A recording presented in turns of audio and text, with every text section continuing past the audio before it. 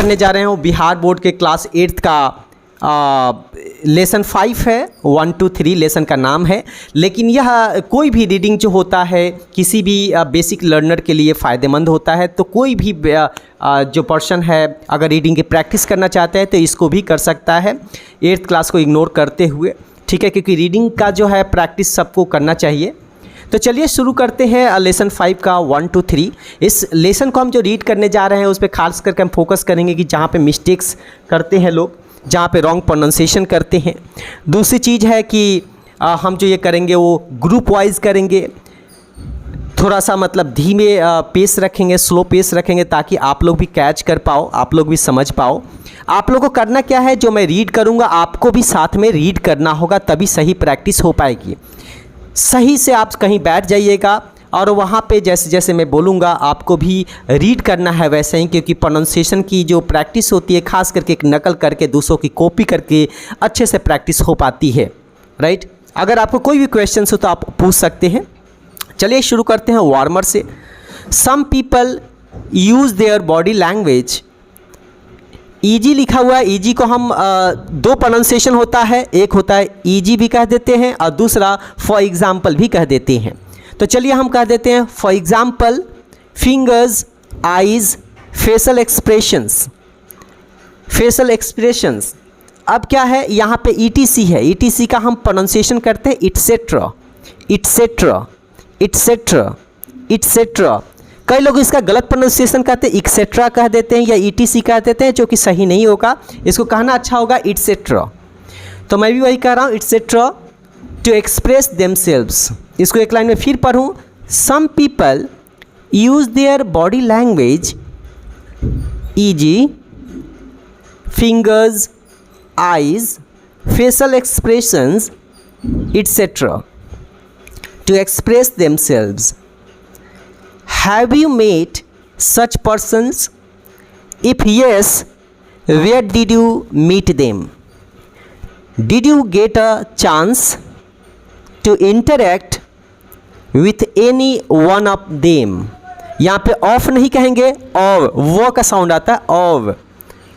How do you think persons communicate without human language? अब आगे चलते हैं, इसमें रीड करते हैं। Once there was a rich and powerful king। यहाँ पे ध्यान रखिएगा, was होगा, was नहीं होगा, पहले भी बताया था वीडियोस में। Once there was a rich and powerful king, powerful king। He thought, मैं रिपीट करूँगा कई वर्ड को, समझ जाइएगा कि वहाँ पे मैं चाह रहा हूँ कि आप लोग इसकी प्रैक्टिस करें, एक बार नहीं 2-3 बार, ताकि सही से आप प्रोनाउंसिएशन कर पाएँ। He thought that no one in the world was as powerful as he was. तो एस को अज भी पढ़ा जाता है, ये ध्यान रखिएगा, अज भी पढ़ा जाता है, एज भी पढ़ा जाता है, ये वीक प्रोनाउंसिएशन है। As powerful as he was, as powerful as he was, but he told no one about it. One day he began to wonder whether others could guess what he was thinking. So he called all his officers and servants and asked them to tell him what thought was in his heart. यहाँ पे देखेंगे मैं underline किया हूँ, यानी इसको हम servant बोलेंगे, सर्वेंट नहीं बोलेंगे, सर्वेंट, सर्वेंट, सर्वेंट, और इसमें एस लगा देने पे सर्वेंट्स। ध्यान रखिएगा आप लोग।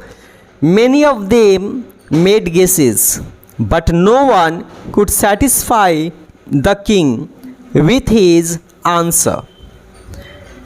Then the king ordered his minister to find someone who could guess his thought. He gave the minister exactly a month's time to find that person.